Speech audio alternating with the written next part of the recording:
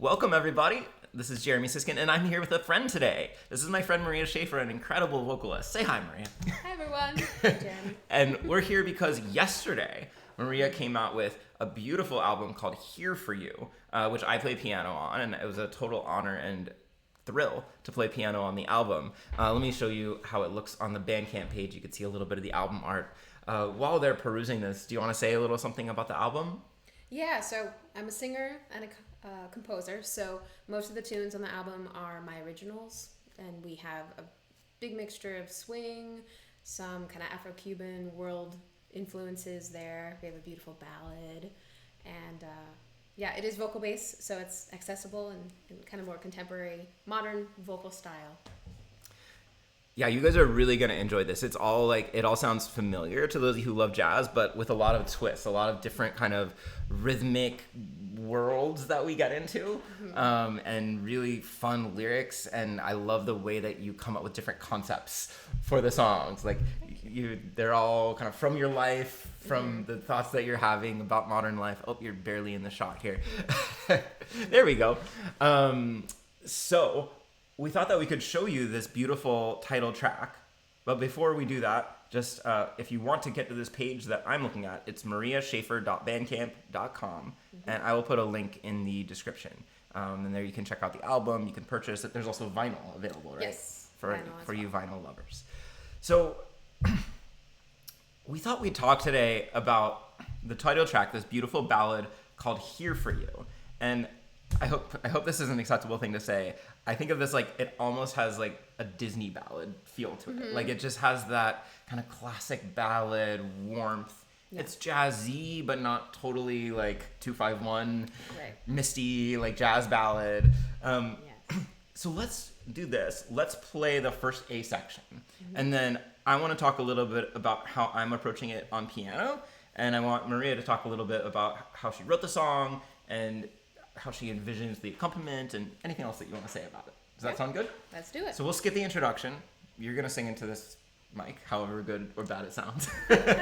Your singing will sound great. You got it. You got it. Sure. So I am here for you, my love, though your faith cannot be found. I am here for you, my love, find a piece of ground to plant your feet and sprout from seed a new hope. So please know.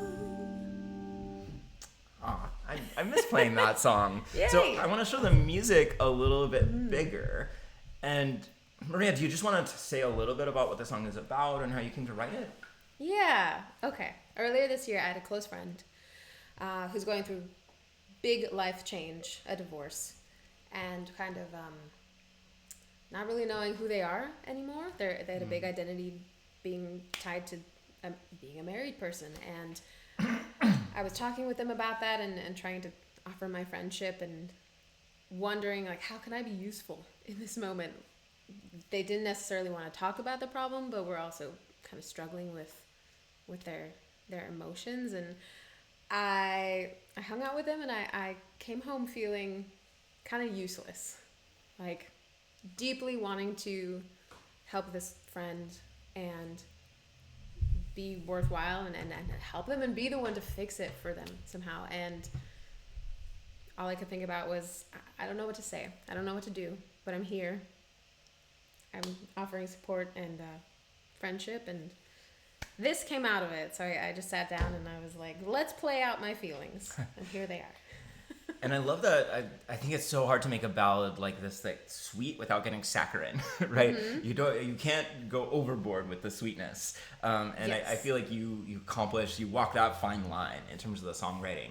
I don't know how big everybody can see the lyrics, but at the beginning it's, I am here for you, my love, though your faith cannot be found. I am here for you, my love, to help you find a piece of ground to plant your feet and sprout from seed a new hope. So please know. And it goes directly into the second A section, which I think is such cool songwriting.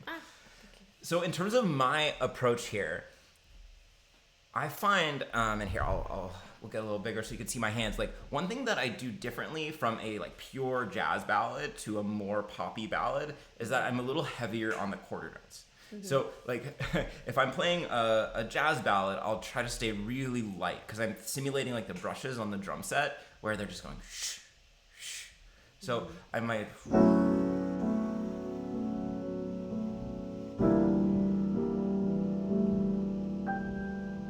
Right, this would be kind of more of a really pure jazz ballad.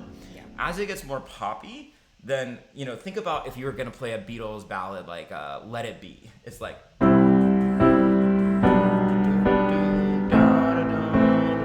It's all about pounding out those quarter notes and like becoming the drum set a little bit. And a different approach to the drum set, right? It's not the brushes of a jazz drummer, it's the, like, whatever a rock drummer does. So I'm aiming a little bit somewhere in between on a tune like this. I don't really want to have that just pure stillness and seriousness of a jazz ballad. I don't think it would sound bad, but I want to give it a little bit more of a beat.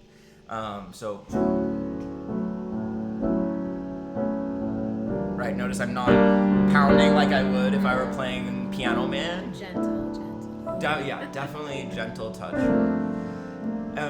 And I'm not really using that many extensions. The chords are marked with sevenths, and I might put in some ninths. But especially these slash chords here are beautiful. I love a C7 over D. I don't really need to put in more extensions there. This is kind of like that sus flat 13 sound. It's already got all the drama and all the color that I might want. And Maria does something interesting in her charts, which is that she puts in these little boxes. I'm going to make the score bigger so you can see. She says fifth in the left hand, 16th note motifs. Let's see if there's any others later. It's nice that she lets us know there's an extra bar here. And building to release. That's so helpful. That's my favorite one. But I even like the 16th note motives because it just gives me something a little bit extra to make each section of the piece just a little bit different. So I think it's also smart because that's where the melody slows down. So really, even if she didn't write that, I might think about popping out a little bit more in the piano.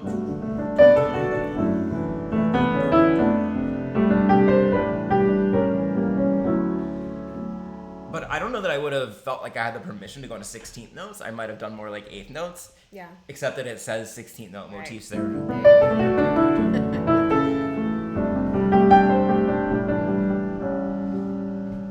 And I'm also picking up some clues based on the fact that we have all these add 2 and add 4 chords. These are definitely more pop chords than jazz chords. By the way, how nice, let's see if this function's working. Yeah, it is. How nice is this A add 4 over C sharp? Like it's full of so much tension. It's so much nicer than like just an A major over C sharp. So much nicer. And so even when I get to a part where it's not saying add 2 anymore, I'm still doing a lot of those kinds of chords.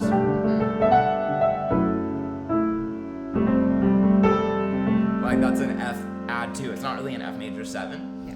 It would sound fine as an F major 7. That sounds good too. But like I'm getting a little bit out of my super jazz guy vocabulary. Yeah. And I'm trying to address a little bit more of this pop world. And I think this is like squarely in between the two of them. Yep. So maybe could we do the second verse into the bridge now? Because I want to see what kind of contrast we can make as we get to the bridge. Is that cool? Let's do it. All right. Let's see. What's the best angle? Maybe we'll have the music a little smaller so we can see us doing our thing. There we go. Okay. So second A. 2, 3. I am here for you, my love. Though your ship is surely tossed, I am here for you, my love, to help you find what you have lost. We'll build again and start to mend a new hope. So please know you are not alone. Let me help you make a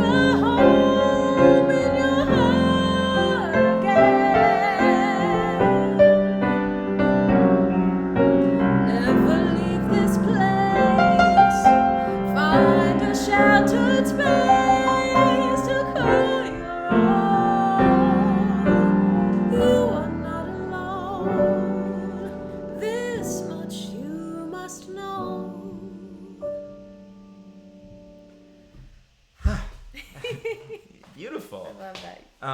The bridge is so nice, right? It goes from D to F, so really fresh feeling, and it also has a pedal point built in.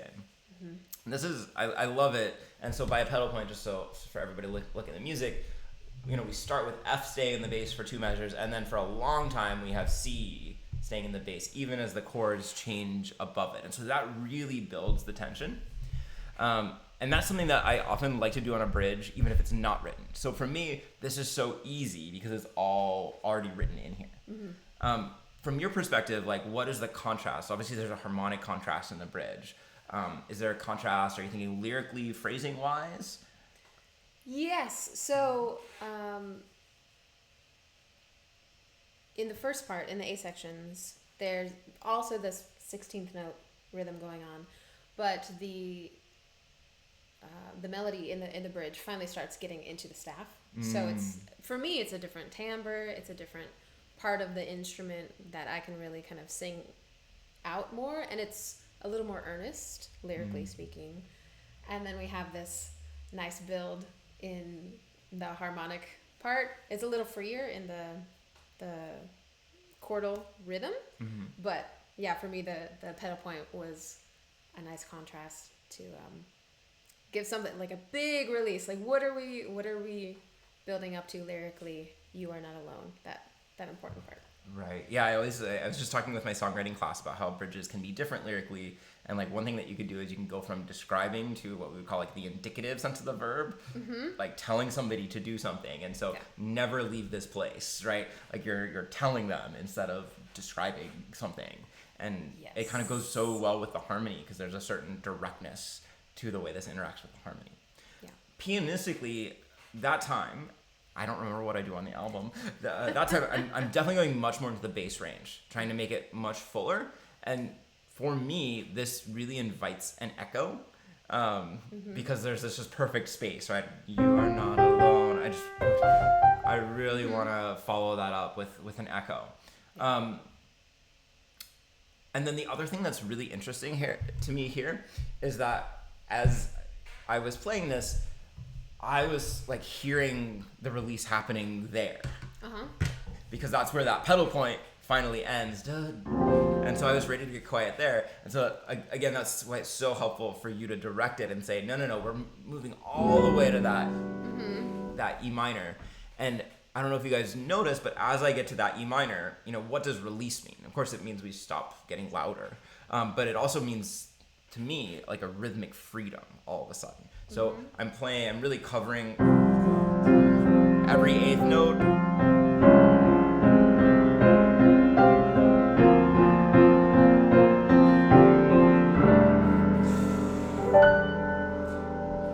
And then I'm maybe playing half notes or quarter notes or something much freer. So when I see release, it's both a dynamic release, but it's also a release in rhythm and texture. Yeah.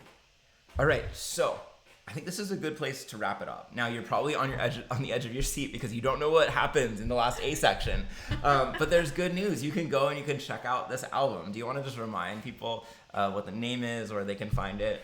Yes. So the name of the album is called Here For You. It is available as of yesterday on all digital streaming platforms. It's also available on CD and vinyl. You can go to my website, mariaschafer.com, and buy that there, or you can visit Bandcamp, mariaschafer.bandcamp.com, to get a copy in whatever format you like. But yes, it's got 8 tunes on it. Most of them are my originals, and then this is probably the prettiest tune on the album. Hard to beat this one for prettiness. I'll put all those albums in the notes for the video. Maria, you may or may not know this, but I like to give people a little password at the end so that if they watch the video, then they put the password in the comments. So can we make your name, Maria, the password? Yeah, that's great. People might do funny things with it. I dig it. I'm sure there's going to be a lot of that. Thank you for watching, everybody. Go check out Maria's album. I'll see you soon. Take care.